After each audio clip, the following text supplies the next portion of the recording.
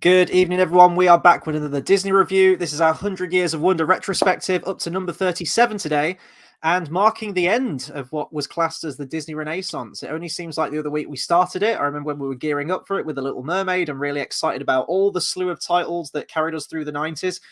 And we're at the very tail end of the 90s right here, 1999, with Disney's Tarzan, directed by Kevin. I'm going to mispronounce his name. It's either Kevin Lima or Kevin Lima. Kevin. We'll call him Kevin. Directed by Kevin and Chris Book. Sorry. This is going to be an interesting one to talk about. Probably out of the Disney Renaissance films, this is one that I've watched the least. I did go to the cinema and watch this one and had a lot of fond memories on it. I remember the McDonald's toys, as well as we often cite in the 90s, was a big part of my enjoyment of the film. And the really great PS1 game, if you ever played that. Did I play it? I remember playing a demo of it, I think. Did I play it? Is that the one where you have to get the slides with the boy with the key and the thing and the... I played that one. Well, yes, there is the Kingdom Hearts one, obviously. And then I think there was there a rights issue or something? Yeah, they can't use it ever again. Well, I haven't been told never again, but it's like because Edgar Wright. It's like, what is it? Edgar Wright. Edgar Wright. Sorry, fuck me. Edgar Rice Burroughs, isn't it? Edgar Rice Burroughs. Yeah, that's it. Sorry, yeah. So yeah, because I read that the characters as well in Tarzan are like, it's hard for Disney to use them because of the rights still. So I know there's always been rights issues with it. I don't know why. I think it's something like there's like with Disney as well. There's a lot of stuff that ends up entering public domain. But Tarzan, not one of those things. So it's quite hard for anyone to get sort of rights to it. Right, I see. I don't know if there's a way that you can turn down my volume on your end, because I'm hearing a bit of an echo sometimes through what I'm saying. So I don't know if the volume's way up there. If you just knock it down a tad. Has that worked? Hello? Yes, that's worked perfectly. Excellent stuff. Okay, yeah, so Tarzan. So I genuinely can't remember the last time I watched this film. Legitimately, I really genuinely don't know. Well, before, researching this and watching it for this review, I can't remember. This is not like Hercules, Disney Mulan's, Aladdin's, Lion King, stuff that I've watched again and again and again. And I probably did watch this film quite a lot as a kid, but even then, I think it still fell to the wayside a little bit for me. And that's not to say that I thought it was bad growing up. I was just kind of indifferent towards it. I liked some of the set pieces. I liked the music in there. The music, and we'll get into this later, is both, for me, the best thing about this film and also the worst thing about this film. And I think it's kind of a contributing factor as to what ended the Disney Renaissance as we know it, with a certain decision from one of the directors. Watching it again, it was a joy to go back to. There was a lot of stuff, as we mentioned in some of the earlier Disney reviews that we did in this retrospective, where things suddenly come back to you and you go, oh, I remember this scene where he's got to get the elephant hair as part of the initiation ceremony. And hearing the songs was great again. And there was a lot of really heartfelt moments that I completely forgot about, which we'll go into like our favorite scenes later, but I was getting a little bit misty-eyed at some of the scenes in it, and I didn't remember that from before. There's some really good, nice thematic stuff going on here with Tarzan and a sense of identity and where he belongs and who his real family is. But inherently, I don't feel like my opinions have changed all that much on this film. I think it's fine. I think it's kind of on like the upper level of average, if you want. And I was trying to decide why I thought that was the case. I guess it's kind of in the same vein as Pocahontas a little bit for me. I find the characters a little bit flat and uninteresting, and the side characters and everything, and the villains not particularly inspired. In fact, Pocahontas is a really good comparison, because I think you mentioned that either Governor Radcliffe in Pocahontas reminds you of Clayton or vice versa. And I do think they are very similar villains, both voice and sort of appearance-wise a little bit too. He also reminds me of Boss Nass. Yes, I wonder why that is. Yeah. Yeah, do you know what? I only just... I didn't read up much on this movie, but that's only... That I found out today, because for ages I didn't know. I was like, why is that why is that voice familiar over and over and over again? And it was only today I was like, I need to fucking Google this. And yeah, Boss Nass. And you didn't know it was Brian Blessed? No, oh my God, since 1999. We went to see Phantom Menace a couple of months ago. I know. And this is the thing, I didn't realize that. I knew because I was watching it again like today earlier, and I was like, yeah, I recognize this voice. I was like, it's about time I googled this, because we all do that thing where we watch a movie and we're like, I need to Google the actor. I need to Google, is this the person I think it is in this voice? And it is. And I just never did, but today I got around to it. There you go. The more you know. And there might be some more voice actors as we go through they never realised. For me, the big one was I didn't realise who voiced Jane. I was like, I know that voice. It's a really good voice for the character. She's put a lot of enthusiasm into it, a really larger than life character. And I found out it was Minnie Driver. I was like, oh, okay, that's pretty cool. I didn't know that. So that was my big revelation through this. That I did know, which was, yeah. But yeah, that's kind of my take on Tarzan. It's okay. It's fine. I had a good time watching it, but I didn't think it was anything life-changing. I didn't think it was anything... I wouldn't say this is as good as the likes of Mulan, any of the ones that were reviewed previously. I'd kind of put this around the same sort of level as a Pocahontas, somewhere like there. Like, the soundtrack's great, but the characters and like the side characters and everything are a little bit forgettable for me. What's your take on it? I disagree. I think it's a lot better than Pocahontas. I think the character, I agree with what you're saying, but I really like Turk. I think I just have a thing for lesbians, but I really like Turk. And, you know, Lenny Henry plays a great, no, but like, oh my God, no. To be fair, I do like, as I say, I really like Kerchak. I think he's great. Yeah. Turk was always my favorite growing up, which we, briefly touched on earlier. I didn't realize it was a girl until very, very recently, like probably a few years ago. I think that the thing is, the characters are very fine. There's not loads and loads of like, oh my God, this character's great. But, I do think they're a lot better than your Pocahontas. Pocahontas, like you said, they're fine, but I don't know, maybe it's the designs. I don't know. I think it is because I like the design of Turk. I like the quiff and I just like the the movement of the characters, the way Turk moves, the way Kerchak moves, because the thing is, like, the banter that the characters have, it's not groundbreaking, it's not spectacular, but I think it's the way they move with it. So like Tarzan, like the faces he makes, especially as a kid as well. I think all of that just gives them a lot more personality than we would have seen with things like Pocahontas and other characters from that. Yeah, no, and there are actually a few characters in this that I did have a bit of a 180 on, or there were a lot more layers to them and depth to them that I remembered initially watching it as a kid or whenever it was when I last watched this film. And that was the character of Kerchak. I remember being kind of, and I think you're meant to be a little bit intimidated, a little bit scared by him, kind of not know if he's really the villain. He's especially that bit where when you're watching it, Tarzan he's hanging out with Jane and her father, and then Kerchak shows up out of nowhere and goes full on silverback, dominant patriarch of the family. And he goes after Jane. And I think probably when you watch that as a kid, you like Jane at that point. You want to see her and Tarzan get together. So when Kerchak's going after her, as a child's brain, you're probably thinking, oh, big scary gorilla, he's the villain. But watching it again, it was so refreshing just to see that really strong male presence in the family. He's watching out for everyone, and he saves that little baby gorilla when the elephants come stampeding through the nesting grounds.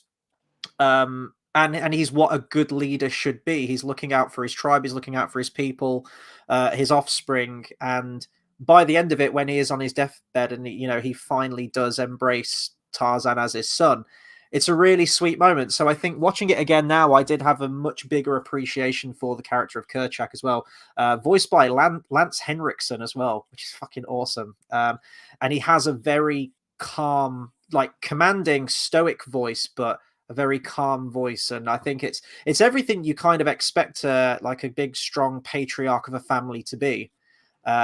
Embodied in the character of a silverback gorilla. He's probably my favorite character in the film, I would say, Kerchak.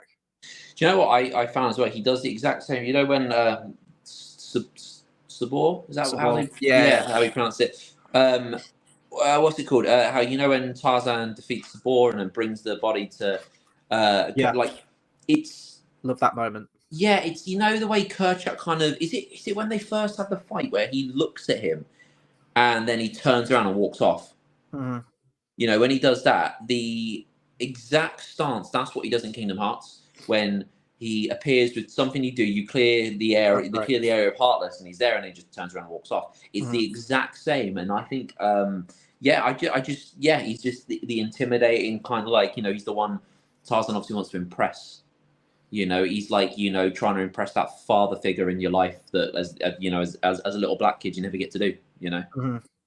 So Yeah, and I was going to say about where he presents the body of Sabor to him. I thought that was a really sweet gesture, and again, I'd kind of forgot about that moment as well, because in that moment, Kerchak was beaten really as the dominant one, as the alpha male of the tribe, because he couldn't beat Sabor, but Tarzan did. So the troop would follow someone who is the strongest masculine presence within the tribe. So in that moment, Kerchak had a moment of weakness. He was always the one that could protect everyone all of the time, and in that moment he failed.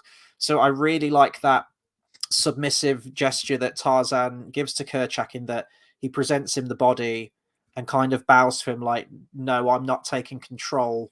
You're still the leader of this. And there's really like no dialogue in that scene. And it's wonderfully done. I really appreciate that in there. Not to it's mention, you've kind of got the added layer as well that Sabor was the one who killed Kerchak's offspring at the beginning of the film. So in some way, Tarzan has, got revenge, claim redemption for Kerchak in his place.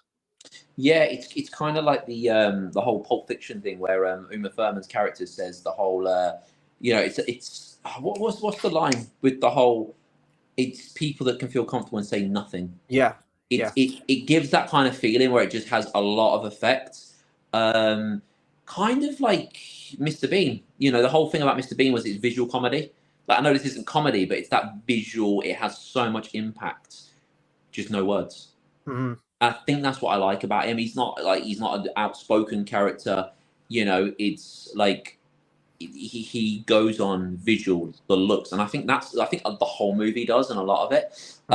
But Kerchak doesn't say much, but what he does is fucking terrifying. It's great. Yeah. Yeah, no, he's definitely one of my favourite characters, 100%. We've got a couple of comments here. Derpy Entertainment says, I'm just here to say Phil Collins is the only reason this film succeeded. It definitely played a big part in why it succeeded, and it won the Academy Award as well for Best Original Song, You'll Be in My Heart. So I definitely agree with that. Brian says, I love this movie, it's funny. And then I'm not sure about this part of the comment. And Amphibia is about a group of friends who accidentally end up in a world full of talking frogs, newts, and toads. Does Brian Emery realise that the light thing behind him looks like a hat? Like, I don't know if that was done on purpose or whether he even realised it's there, but it looks like it's a cap. A little bit. So I think, and this, I haven't got loads to say on the behind the scenes for this thing. I will say though, the story credits for this, there's over 20 people listed as a story credit on this thing, which is insane. The big thing that ended up with a lot of rewrites was the third act of the film, because I think I've never read the book. Was it Tarzan of the Apes? I've never read it, and I've never really watched many other film adaptations of it. There was one that came out relatively recently, and by relatively recently, I probably mean like the back end of the 2010s, which was awful. It was what was it, Skarsgård and it was Margot Robbie as Jane, and it was just really bad, and it had like CGI gorillas in it. It was just, it was really naff. So I've seen that. So I don't know how close to the story this is, but apparently in the original version of the story, he does go back to England, or at least start sailing back to England. I think he does go back to England actually at the very end. Becomes like the civilized, savage kind of character. Is the sequel that he becomes Wolf of Wall Street? Yes. That would be so cool. That's what he reminds you of when he's in the suit. It just looks so, it's just great. And they didn't want to take Tarzan out of the jungle. They thought that if he left, then he would fundamentally be abandoning that sense of family and the theme of the film. So Disney were like, no, we need to keep him in the jungle. So that's how they crafted the idea of, they came up with the character of Clayton and wanting to take the monkeys back to England. The gorillas, the great apes. I can't say monkeys; they're not monkeys. Isn't it weird how it's like capturing a load of monkeys on a boat? It's like a whole slavery thing. It's just a little bit of that in there. Maybe if you look close enough, you can find it. So I mean, I don't mind how this film ends. I think it's fine to adapt it this way. It would have been interesting to see if he did get back to the mainland, but I think the look of this film is the jungle. And the big thing for me was noticing the difference in animation. I too, like yourself, I mean, I've got this on DVD. You watched it on Disney Plus, but even on DVD, and we mentioned this for a few of the ones before, especially Mulan. This looks like it's been cleaned up. I have never seen Tarzan the movie look this good. Right from the opening, you mentioned like the two worlds montage thing at the start with the song with the fire and the sinking ship. I was blown away by the advancements in the animation, both on the people and especially the environments. And the environments was the thing that I noticed the most watching this film again, was that there were a lot more computer generated shots in this. And I could notice it, and it was throughout, and it's mostly in the backgrounds. And they developed a new piece of technology for this. It was called Deep Canvas, and it allowed them to create backgrounds fully 3D rendered that they could move through, which still kind of looked like they were inked backgrounds. And I think we'll see this a lot in the next upcoming Disney films. Like, it seems like this is where the animation really took a shift. You could maybe see like bits and pieces of it sort of sprinkled through the last few that we did, some of the CGI shots, especially in Mulan. But this looked very, very different to me. And this feels like it's the beginning of that new look for the Disney films coming up. You got a lot more CGI in Fantasia 2000, and then a whole lot more in stuff like Atlantis that we've got coming up, and especially Treasure Planet as well, fit very much into this look. So yeah, I kind of noticed that a lot more this time around. I noticed it with the fire at the beginning, the fire on the ship. That was the first thing. I mean, that's right at the beginning, and I was like, nah. Like, I always remember it looking great, but I was like, this looks great. You know, they've definitely polished bits like 100%.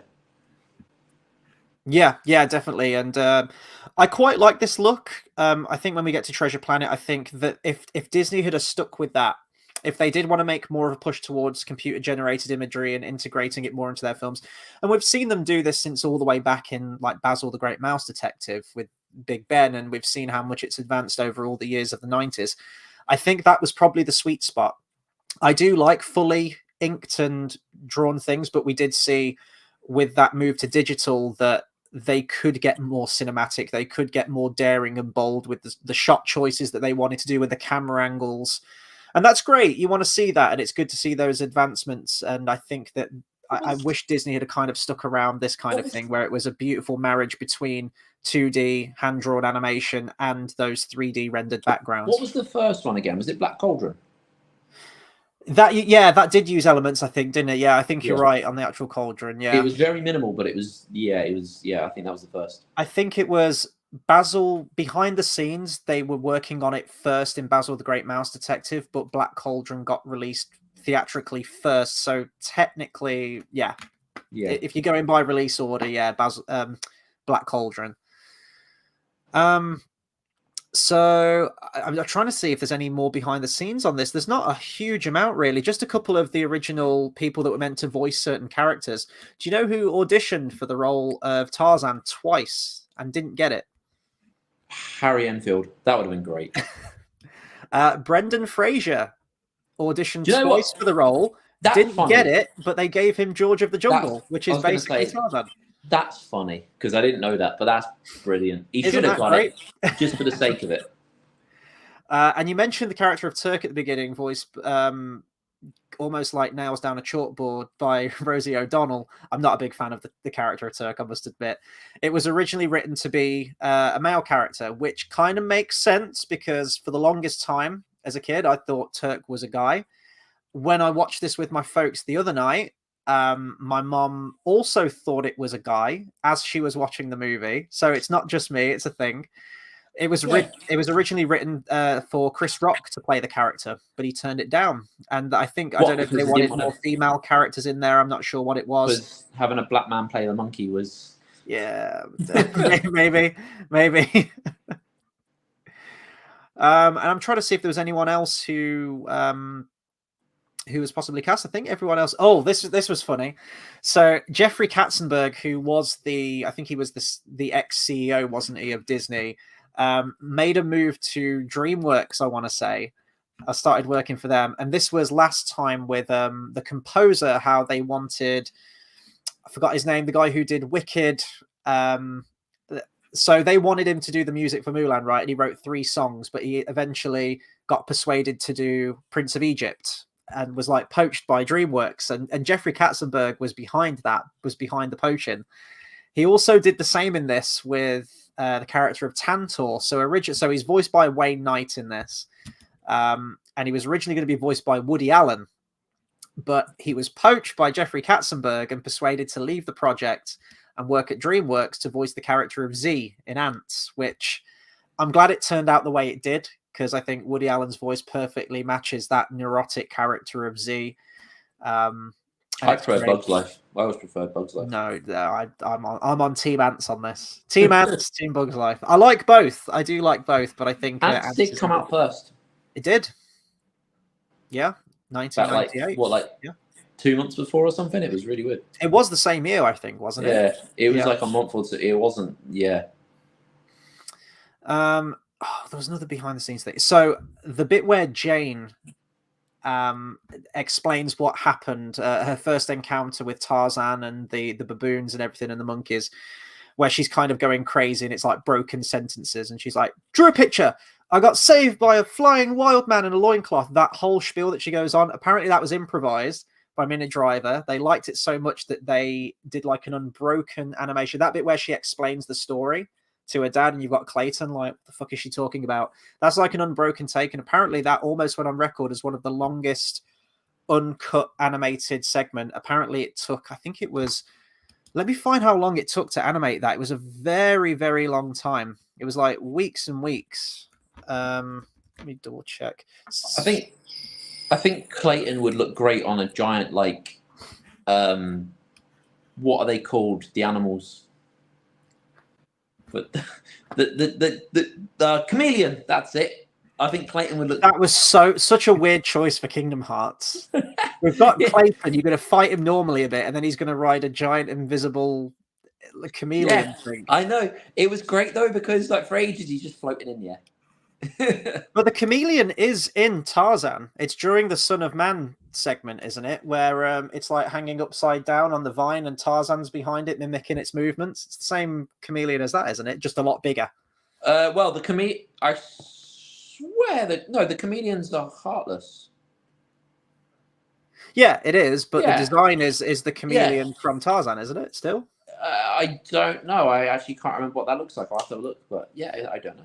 I just found it. So it took 7 weeks to animate that segment of Jane relaying the story to everyone, and apparently 73 feet of film. So that's a lot for that one segment. Really, that's it for behind the scenes. There's not a lot of other stuff to talk about, in all honesty. It seemed like it went through the normal redrafting and story shuffling around. It didn't seem like there was massive amounts of animosity or anything like that. Kerchak was recharacterized. Apparently he's a savage silverback in the book. Again, I haven't read the book, so I'm not sure. And yeah, let's talk about, so we've talked about the animation and stuff. Let's talk about characters and sort of favorite bits, favorite moments, and of course the music. The scenes that stuck out to me with the character moments, with the nice bits where there's not much dialogue and it's just lets the visuals play out, and there's a lot of examples of that throughout this film. First bit that I really enjoy is the whole theme of identity, and the moment where young Tarzan has been reprimanded by Kerchak, and he's heard Kerchak say he will never be one of us. Look at him, he doesn't look anything like us. And he's having a moment of crisis of identity at the waterside, and he's covering his face in mud, and there's that moment where Carla, his mom, consoles him and say, we've both got fingers, we've both got hands, we've both got ears. And it's a really nice, sweet moment of that, like mother and son moment, and she calms him down. Love that. And then another example similar to that, it's sort of a follow-on from that theme, is the bit where he's with his first meeting with Jane in the trees, and it's the hand-to-hand moment, which is repeated quite a lot throughout the movie. That piece of music there in the score that plays throughout, I guess you could say it's sort of the love theme. It crops up every now and then throughout, but it's almost like on a flute or like a panpipe or something, like this little riff. But that moment I just really, really like. And then the bit that almost got me to tears, I was getting misty from it. It's where Carla takes Tarzan to the treehouse to understand his past, and basically tells him that he's been adopted the whole time. And it's the bit where she says, you know, you need to make this choice. I just want you to be happy. And she waits outside and lets him come to terms with all of the news. You were adopted. Basically, that's basically what she's taking him there to say, isn't it?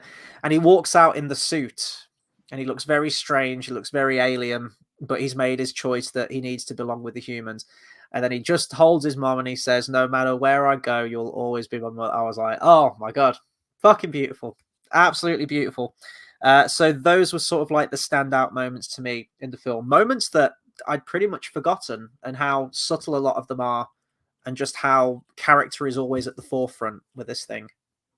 Yeah, I mean, I still favour Kerchak's walking along, looking, and just disappearing. Mm-hmm. Like the silence. I do think the best thing about this movie is the way it's drawn, the way the characters move. I think that's a really, really big thing. I think a lot of attention was made to detail on, you know, movement. It wasn't just visuals of this looks cool, but it was the way everything moved, how everything, you know, bled together, how everything, you know, connected. I think that's, you know, all those little bits. I think one of them, when right at the end, when Tarzan and Jaina go like on the vines, because I remember watching it this time being like, surely that would hurt, right, on your feet. And you know, and I looked at my own feet and thought, I fucking like, I rip them to pieces doing that. But like, I think the whole thing, yeah, it's the movement of the characters, the facial expressions, everything. But my favorite scene would be that with Kerchak, where he just literally just turns around and walks away, because there's a lot said without saying anything. Mm-hmm. Yeah, no, totally. Yeah. And the movements as well is a big thing that a lot of the animators did consult with, like professors of anatomy, like Tarzan as a character. I think he's one of the first Disney characters to have a fully working like human musculature system. And you can see that definitely, like there's a lot of attention to that, especially with the animals as well. I think they did go to Uganda and they did study gorillas. They went to zoos. They may have, I think some of them may have seen them in the wild as well to see how they interact. Apparently, even some of the animators went to a live gorilla autopsy, which I didn't know those were a thing, but apparently they are. And it was all to understand how the musculature system works and everything like that. So a lot of attention to detail, and it shows. It really does show. Another big influence on the movements of Tarzan, other than like various different animals, was how they wanted him to move through the trees. And someone suggested that they wanted him to surf down the trees and you know, to really go all out there. And sort of, I think he was inspired by his son, because his son did a lot of extreme sports like snowboarding and surfing and things like that, and he was inspired by that and wanted to integrate that into it. And initially they were very unsure, because they thought they'd turn Tarzan into a kind of surfer bro, like a surfer dude kind of character.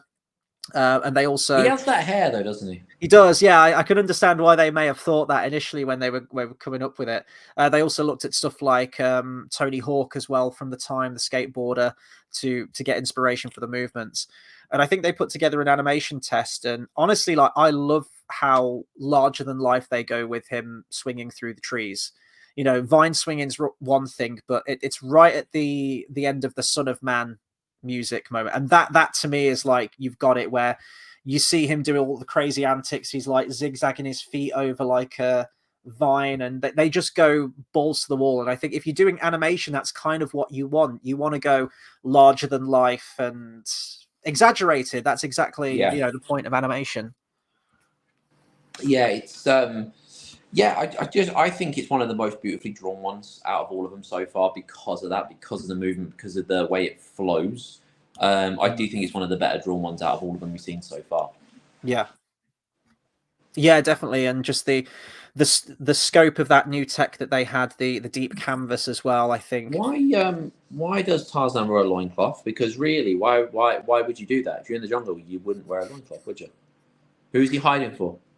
I don't think the animators can do wonders, but I don't think that would be proper.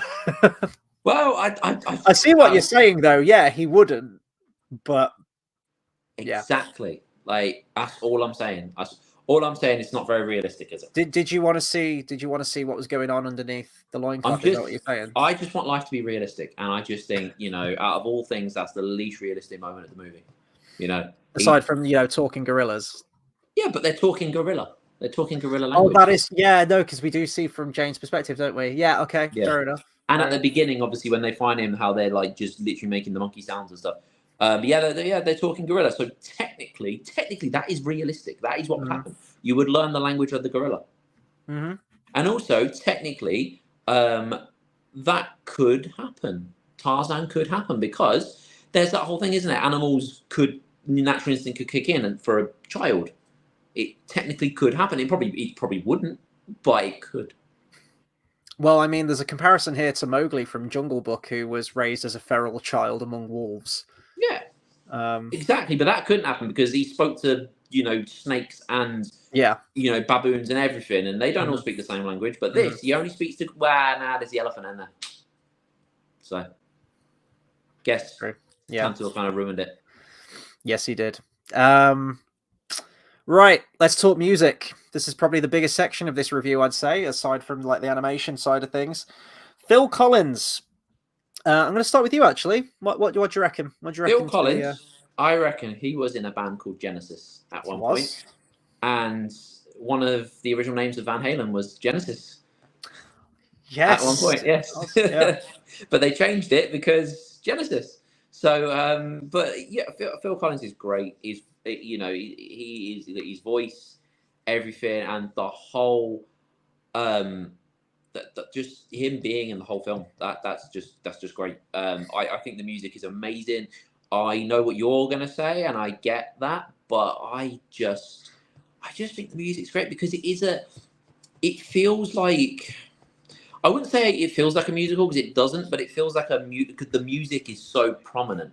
It's not just a case of a bit of a score or a bit of this, but it's so prominent. I think it's great, and it works so well. The songs that You'll Be in My Heart. It's so good. It's just great. And I was watching it today, feeling so nostalgic of just this is amazing. This is just the whole tone of the Phil Collins is one of those musicians as well. Like you hear it, it's Phil Collins. You just know it is. It's all got that sound, and it's just amazing.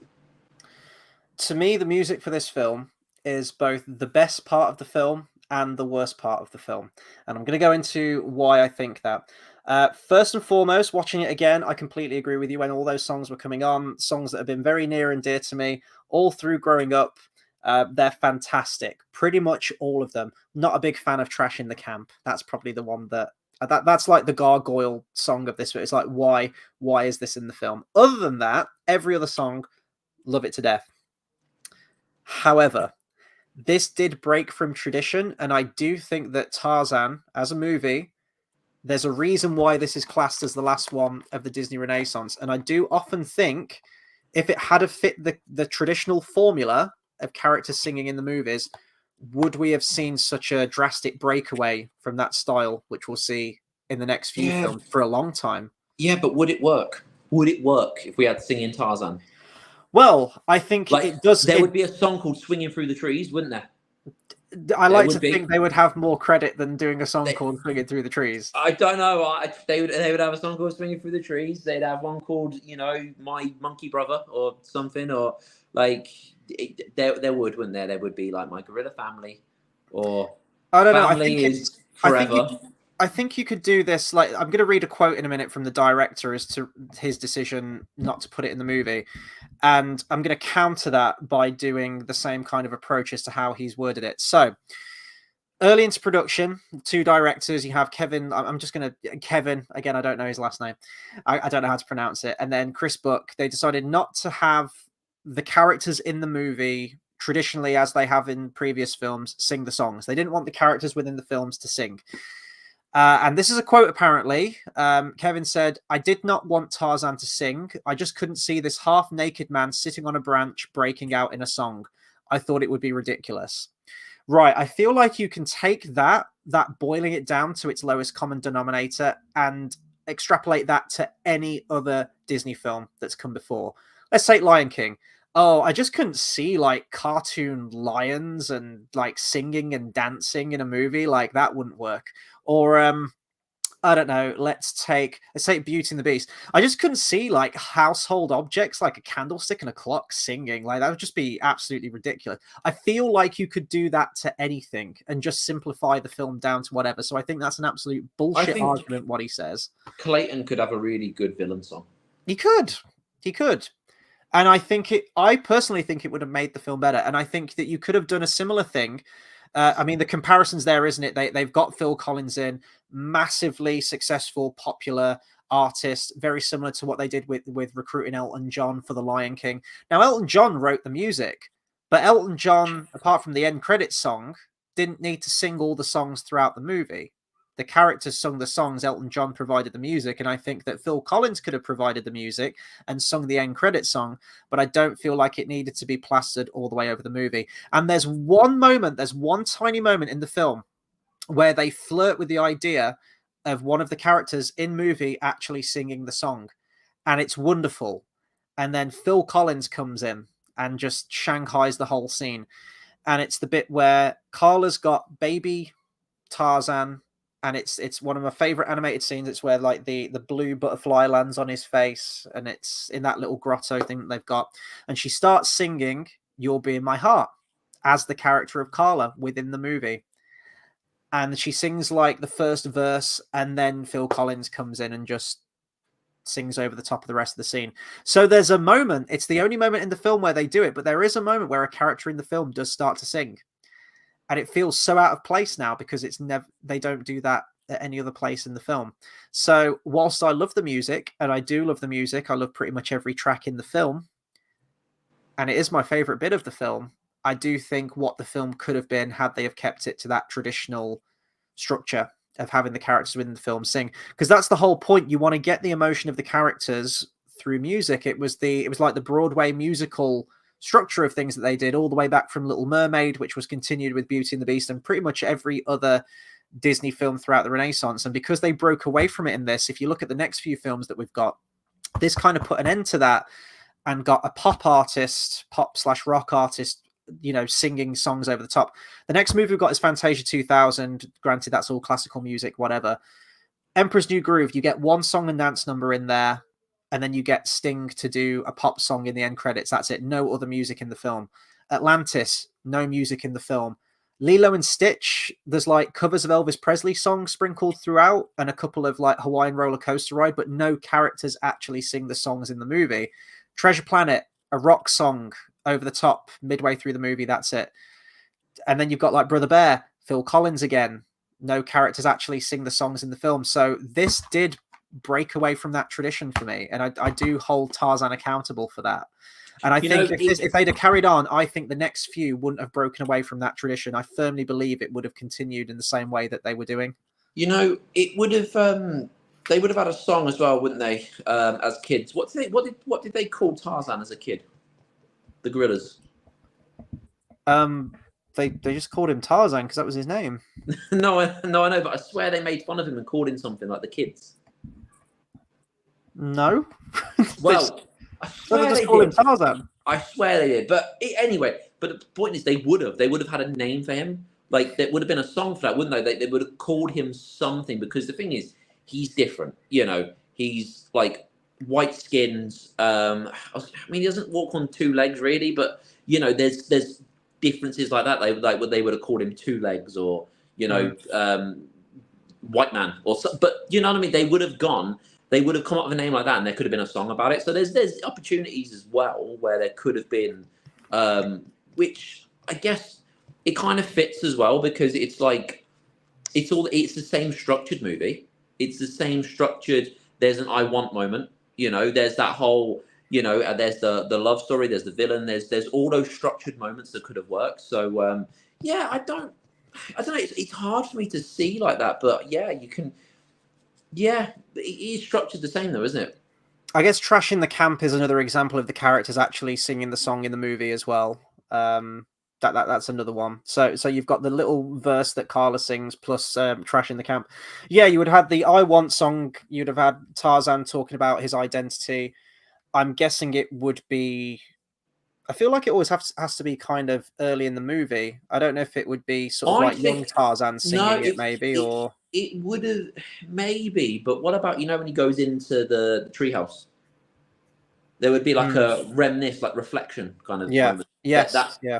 that would happen. It'd be like some sort of soft song, but Clayton would have a song yeah, sort of similar to Governor Radcliffe with "Mine, Mine, Mine," how he's going to make so much money off the gorillas, and back in England, you would have had love song. Jane would have sung a song probably with Tarzan, maybe swinging through the trees, there you probably go. around See, the swinging same through the part as trees. "Strangers Like Me," I guess. So I Yeah, there don't would have know. It's a hypothetical, but you there would can have see definitely been a where. song swinging through the trees. That would have definitely been a song. Yeah, yeah. I mean, Um, they could have had when the vine snap. That could have been a song.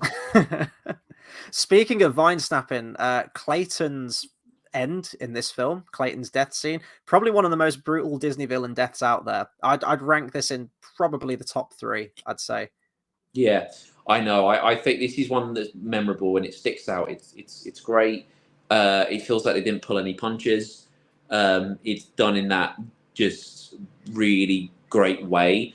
I mean, no. To be fair, I was going to say the only thing that made it better, but it wouldn't have made it better. It's wrong. I think the only thing that made it more visual is if like when he fell and obviously the knife goes into the ground. If you see like the shadow or his foot, that would have but it didn't need that. It wouldn't have made it better. It has such an impact the way it was done. It was really, really great. Mhm. And it also shows Tarzan's friendly side where he was like, he keeps saying no to Clayton. Like, no, Clayton, don't do that, basically. Stop cutting the vines. And it just shows how Clayton just goes power mad. And he's like, yeah, I will. Yeah, no, I totally agree. I like Clayton, but just as a villain, there's not many.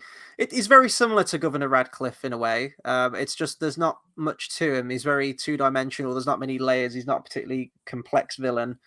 Um, and even though last week we had Mulan and we talked about Shan Yu, that he's not a very complex villain either, there is an intimidation factor to Shan Yu, and he is just kind of that like stoic, imposing badass. And I don't really feel like Clayton has that either going for him. So he's probably one of the forgettable Disney villains for me. But his voice and presence is the great Brian Blessed. So I mean, his voice is larger than life. So he definitely elevates the character from his persona alone. But yeah, there's just not a whole lot to him, really. And I'm kind of like that with a lot of the characters, really. I think my favorite character in the film, other than Kerchak, is probably Jane. Is that I think it's just a wonderful performance, really exuberant. In the face as well, I know we're not there yet. She does remind me of the cat captain from Treasure Planet. In fact, when I was watching it, I was thinking, is that Emma Thompson's voice? Because I knew I recognized the voice of Jane. I thought, well, no, because Emma Thompson does the voice of Captain Amelia from Treasure Planet, so it's probably not her. And then yeah, I had to Google. You Googled Brian Blessed with Boss Nass, and then I Googled Mini Driver. The score for this, I just wanted to say as well. So not like the Phil Collins stuff, like the actual score. Mark Mancina, I really love the score for this film. I think it's beautiful, and he's a composer that has worked in the Disney family before. He worked alongside Hans Zimmer on some of the music from The Lion King and the musical that came out from that as well. So his foot was already in the door essentially. He did the score for this, and then his next Disney film will be Brother Bear, which again he also works on with Phil Collins. So it seems like the dream team. He did the music again for Tarzan 2, apparently, along with some. I don't know if they reused some of his score. I'm just trying to see if he's done any other Disney films. I think he did some stuff on Moana as well, maybe. Do you know what I really like? And I think this is the best one, is the Tarzan TV series. Well, I'd say the best one. The best one, I think, is Lilo and Stitch. I think that's the best one they did a TV series of. But Tarzan is one of the best ones. It's great. It's one I used to watch every morning. They had the girl in it. I can't remember her name, but she was like the fucking leopard princess woman thing in the like queen evil whatever, and she was like in love with Tarzan. It was great. I think it was one of the better ones. And the thing is, and I think it works really, really well, is because it can work as a series, kind of like Hercules. When I spoke about how like that works, it was a great series. Whereas like Little Mermaid, it was just set beforehand. You know, Aladdin, I think, was set off. I can't remember. But like for instance, like Tarzan being set after, it's like, well, they've got a new life. Of course, you can set a TV series. You can do anything with it. You know, Hercules was set in the like as a mid-equal kind of, because they did a mid-equal movie as well for that, didn't they? But like, you know, it was like as a mid-equal. It was like a, you know, a thing where there's a proper point where this can happen, and Tarzan was one of the better TV series for it. Mm-hmm. Yeah, I was just looking at it actually. So I don't even remember watching the TV series all that much. I don't think I watched a single episode of it. I knew of its existence, but I sort of, my exposure to it really was through the direct-to-video follow-up they did, which was Tarzan and Jane, which at that point it was basically 3 episodes of the TV series that were unaired at that point, and they packaged it and released it as a separate video. So I watched that one. They did actually do a sequel, which was technically a prequel, called Tarzan 2, but it's during like young Tarzan's years. And I never watched that one. That came out in 2005. And then there was the TV show The Legend of Tarzan, which I never watched. So I mean, this was successful to get all of those spin-offs and everything. It was, you can't get it on Disney Plus, and it's really sad. Yeah, it's strange. I thought they just, maybe it's that rights issue thing again where they I don't know, but the thing is, Disney Plus doesn't, I think the only one, no, Lilo and Stitch is on there. I watched that the other day. But Lilo and Stitch feels like it's so good. It's the one that stands out. It's the one that they had Stitch the movie. It proper leads into it. I feel like that one was planned, whereas the others were kind of like, oh, let's ride off success, you know? But aside from that, the only way you can get is Little Mermaid. You can't get Hercules or Aladdin, and it's a shame, really. So they were good. I'm trying to think of any other scenes from this. I really do like the Sabor fight. I think it's just really rough and ready, and the animation's slick, and it's intense. Sabor must be an old boy at that point, though. I don't know how long leopards live for, but he's kind of Sabor as we see him at the beginning when I was going to say Hercules, when Tarzan was a baby, when he was an infant, looks exactly the same as when we see him when he's a man grown. So. Yeah. No. Oh, okay. Sorry, Brian just said I was talking about Amphibia because Dale mentioned in the last episode that he never heard of the show. Oh, okay. What show? Huh? What? Amphibia. What? When did we talk about this before? Amphibia. That was the talking frogs, newts, and toads. Apparently, we must have mentioned it, or it must have been mentioned in the Mulan review that we did last week. Oh, I was going to say I forgot, but yeah. Yeah, I remember the word amphibia now, because like frogs are amphibians, right? Yeah. You know, study of spiders, is that arachnology? Is that what it's called? I'll find out. Only because I came across it the other day. The whole, like, you know how there's like arachnology. Yeah, no, that's right. There's phobia, there's philia, like, because phobia is fear of something, philia is, I guess, is it attraction like, or just like of something? And then there's ology, so like herbology. And then you've like, so you could have that with anything, like arachnology, or I don't know what other ones are there. Amphibology. That's the thing, is that amphibology. Yeah, I swear that's the word, amphibology. I think you might be right. So no, it isn't called? Actually. What's the study of frogs then? So batrachology is the branch of zoology concerned with the study of amphibians, including frogs and toads, salamanders, newts, and caecilians. Is that how you say it? So if you had arachnophilia, would that be an attraction to spiders? I don't want to Google that, but I'm guessing so, yes. I don't know why that's come to my head now, but yeah, or just these words, like you have it would be like oceanology. Study of oceans. Yeah, I don't know, but like, yeah. Oceanology. Oh, so oceanography. Oceanography. Because I guess that's to do of the world itself, right? Yeah, but that doesn't follow the trend. So if you had, what about like oceanophilia? Would that be like attraction to the ocean? Don't know. But the trend doesn't always work, does it?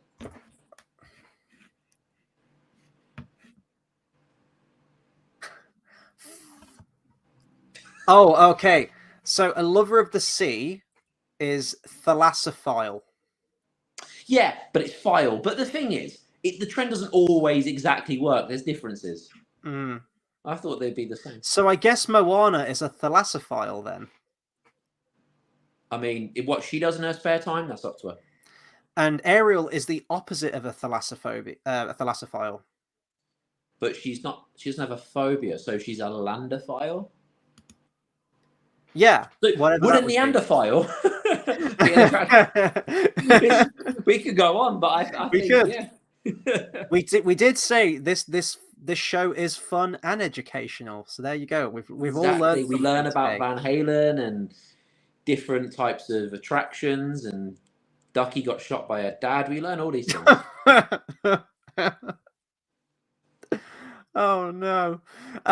This is probably one of our shorter reviews. Actually, we're coming up to. I'm trying to remember what our shortest one is, but one of them's 40 minutes. This one's. It was probably like one of like the Saludos Amigos ones, maybe like Saludos Amigos or Three Caballeros, maybe something like that. One of the package ones. And I did say, like, I don't have a whole lot to say on this film, and I really don't. Like, do I hate this film? Absolutely not. I think this is still a really strong film. It was a pleasure watching it again. There was lots of stuff that I didn't remember. The animation looked better than ever. It was crisp. It was clean. You could definitely see that move more towards 3D and CGI integration into the film, especially in the backgrounds and what they can do. There were a lot of moments of that throughout the film, but the hand-drawn stuff's still fantastic. The movements were fluid. I love how they took that kind of like surfer mentality and added it into the vines. I think that's when the film is at its most creative, when they're doing that. And the music's great too. Written and performed by Phil Collins. It's a great soundtrack. It's a memorable soundtrack. Everyone seems to love the music for this thing. However, I do think the music was also kind of the nail in the coffin for that structure of films that Disney had just ran with throughout the last part of the 80s into the 90s and got them success after success. Because the next few films, some of them might be successful, but they never seem to quite reach the heights as they did in the Disney Renaissance for a long time, until fairly recently with films such as Tangled and Frozen, and we'll get onto those in quite a few films' time. But that's kind of my thoughts on Tarzan. I don't dislike it by any stretch of the imagination, but there's something kind of unremarkable about it when I watch it. I give it a solid 7. Yeah, I'd say 7's pretty fair. It's on the same level as Raiders of the Lost Ark. I put this on the same. If I was going to compare this, honestly, I think there are a lot of comparisons that you can make to Pocahontas. There's the kind of, we need to take you back to England, and you're the savage, and we need to make you educated in our ways, things like that. There's the whole savage kind of thing. We need to enslave you or take your land or whatever it happens. I would still love to see it return in Kingdom Hearts, because they could play with the TV series with the witch chick person that I've forgotten her name, but like, there's things they could do, and I think it would be, I would love to see it return in Kingdom Hearts. It's a shame that they lost the rights. It was wonderful to hear Brian Blessed come back for that game though, and do the whole like gorillas again, which was great. It was it was, you know what, it was great, and the fact that obviously Tarzan spoke such broken English, he said a couple of words. I think it worked so well. And the thing as well, I think the great thing about it was it came out obviously 2002. So Tarzan was like one of the newer Disney movies then. That was like, I feel like that would have been what's next? What's after Tarzan? I actually think it would have been, wouldn't it? Yeah. Well, I mean, after this, we got Fantasia 2000. Yeah. So... And then what are the others after that? Emperor's New Groove, Atlantis, Lilo and Stitch, Treasure Planet, Brother Bear, Them on the Range. So it would have been the newest one they used, because they didn't use anything to do with Lilo and Stitch until Birth by Sleep. So at that point, that would have been the most modern. But the thing is, Tarzan speaks in such a simplistic, broken way, and Kingdom Hearts 1 came out in 2002, and that was it's very simplistic in the sense, like, there's not loads that happen. Whereas now, like, for instance, you got NPCs here, you got this, you got that, whereas that was like a jungle that had the gorillas there when they needed to be. Jane's dad wasn't in it. There was a lot of simplistic parts about it, like only what was needed, and it felt like Tarzan only said what was needed, like he should. So I think it worked at a really, really good time, where, like, I'm glad they put it in one, and they used up the whole using the rights rather than leave it till 3. It works best in one. Does that make sense? Yeah, no, I totally agree, and it's a fun world in Kingdom Hearts. There's a lot of backtracking in that level. The one bit I hate though is the jumping on the fucking hippos, and you have to jump on them because you don't have to double jump yet.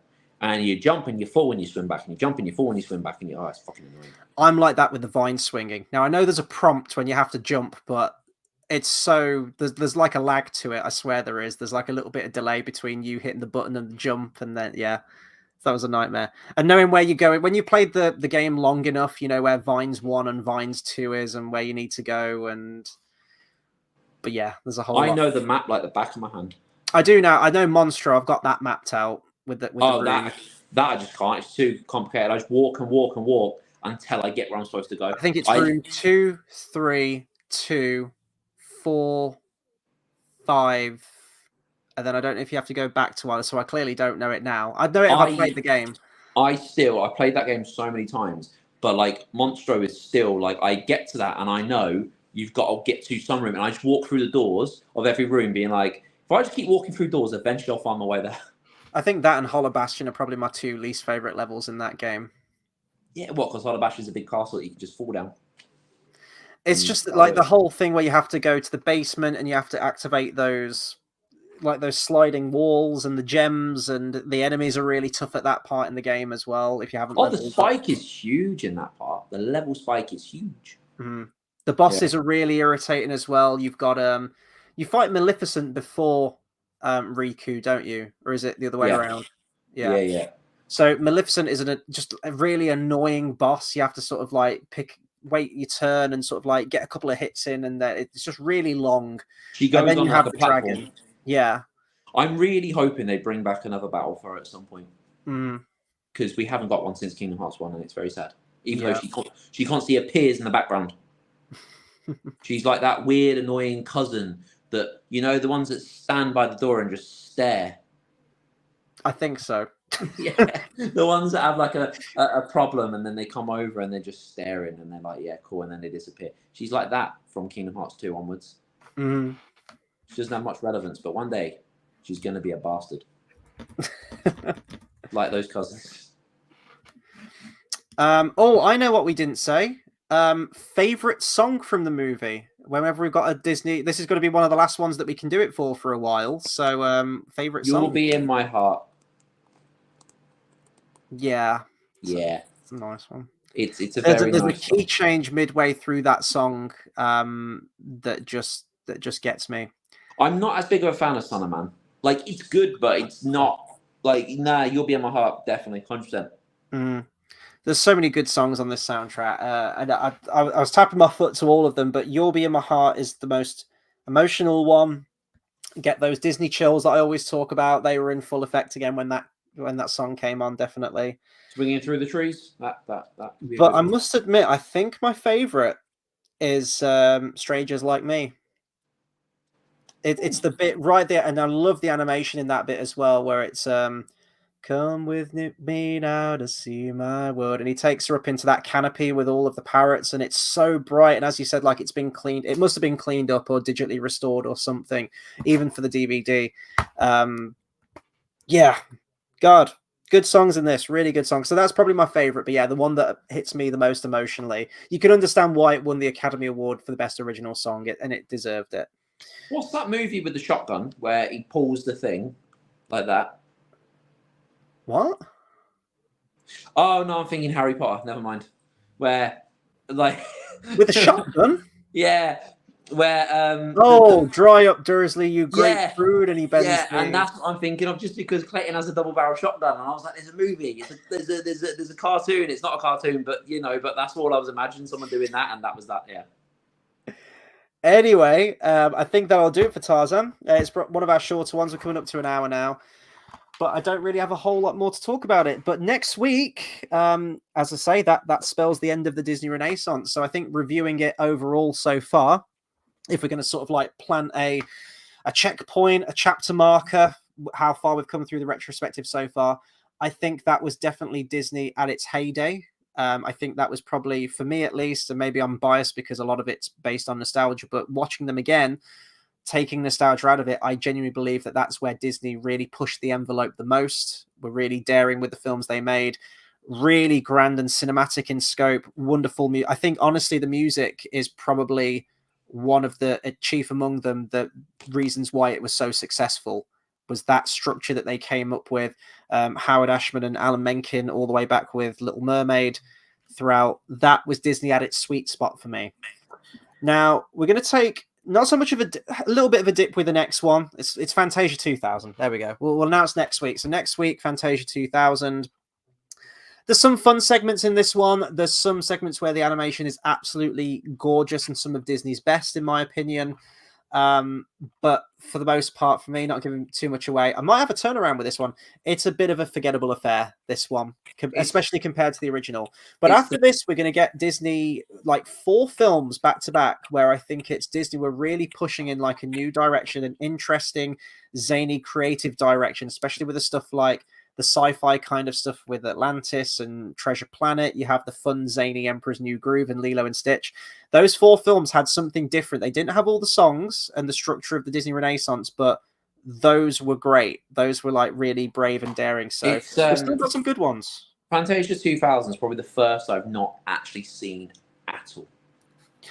That's right. Yeah, so that's going to be interesting territory. So this one's just shy of 2 hours. So plan your watch time with this one, because it's get your popcorn ready. Yeah.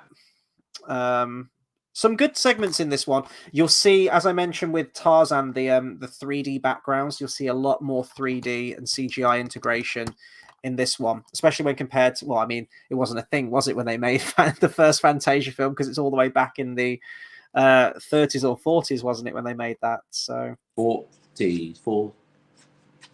Oh, Dumbo was 1940, so was it like the tail end of the 30s? It must have been. Do you know what? I always get it mixed up when Wizard of Oz came out and when. Oh no, I think it was 1940, wasn't it? Because didn't they release like 3 Disney films that year? Yeah, 1940. Yeah, I think Pinocchio, Fantasia, and Dumbo all came out the same year. I think. When did Snow White come out? That was 38, wasn't it?